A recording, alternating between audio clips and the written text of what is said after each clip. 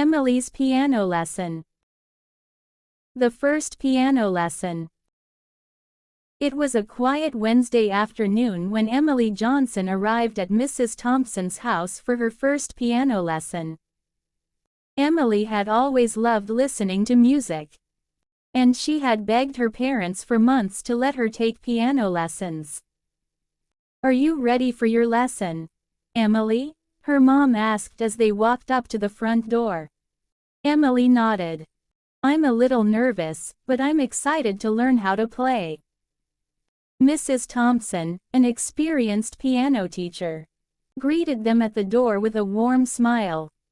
"Welcome, Emily. Come on in. Let's get started." Emily's heart raced as she sat down at the piano for the first time. The shiny black and white keys looked both exciting and intimidating. "Don't worry, Emily," Mrs. Thompson said gently. "We'll start with the basics. Let's learn about the notes and where they are on the piano."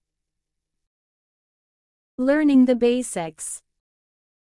During her first lesson, Emily learned about the different notes on the piano: C, D, E, F, G, A, and B.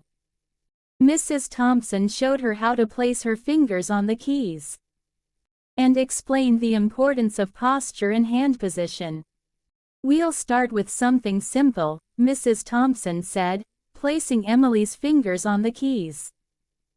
"Let's try playing a C major scale." Emily pressed the keys carefully, her fingers moving slowly as she played the scale for the first time. "Good job, Emily," Mrs. Thompson said. "You're off to a great start. Remember, playing the piano takes practice, but I know you'll get better each time."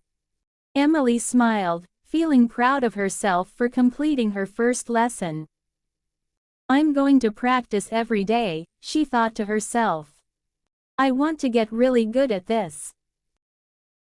Practicing at home. After her first piano lesson, Emily was determined to improve.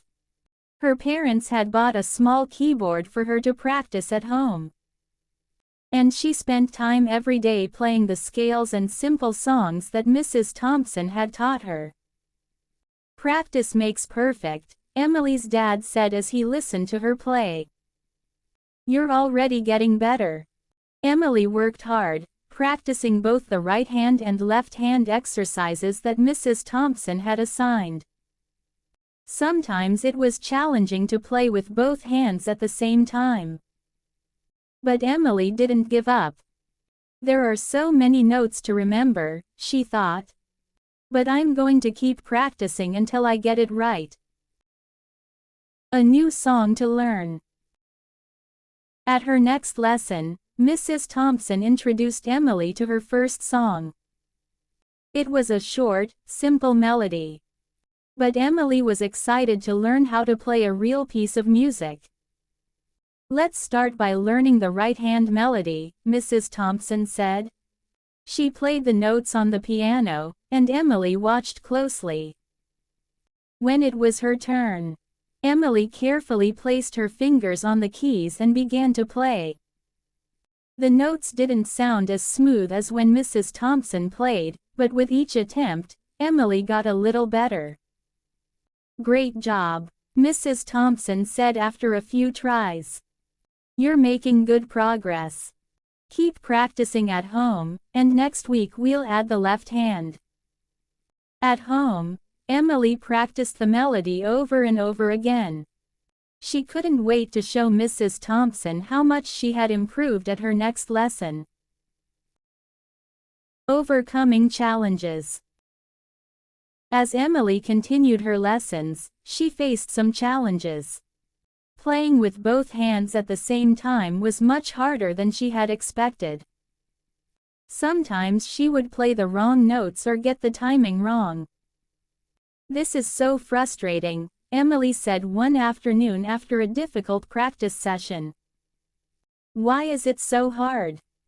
Her mom, who was listening from the other room, came in and sat down next to her.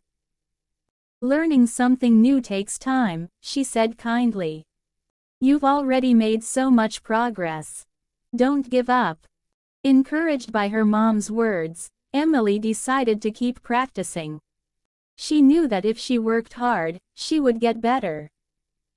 Slowly but surely, the notes started to come together, and the song began to sound more like music.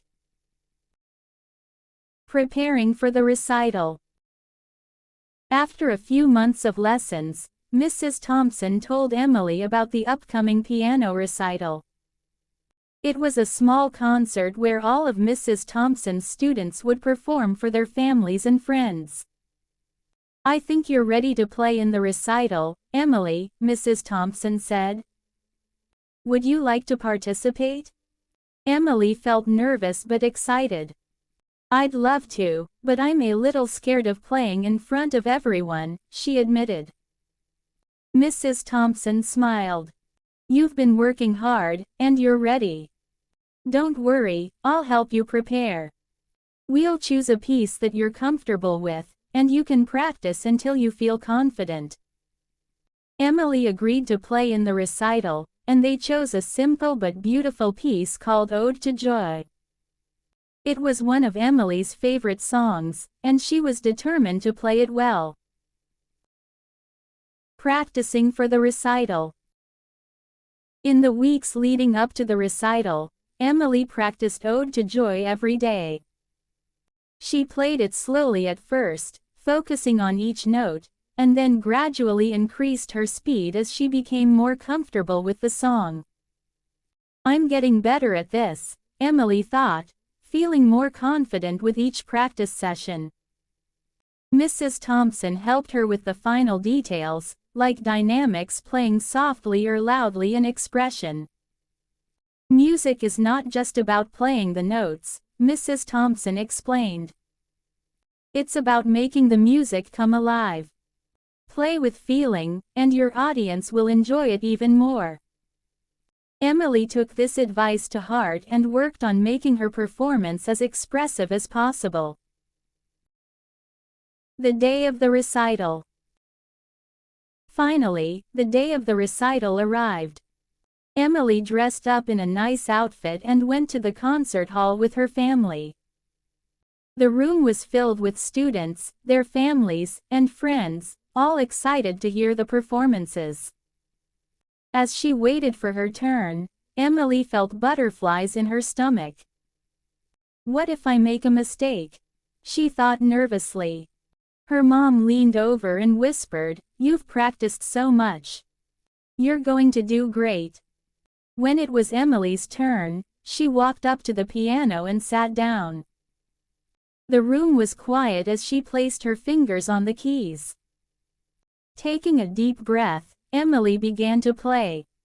The familiar notes of Ode to Joy filled the room, and as she played, she felt her nerves start to disappear. She focused on the music, letting her fingers move smoothly across the keys.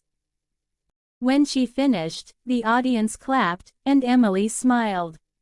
She had done it, she had performed her first piano recital. Celebrating the achievement.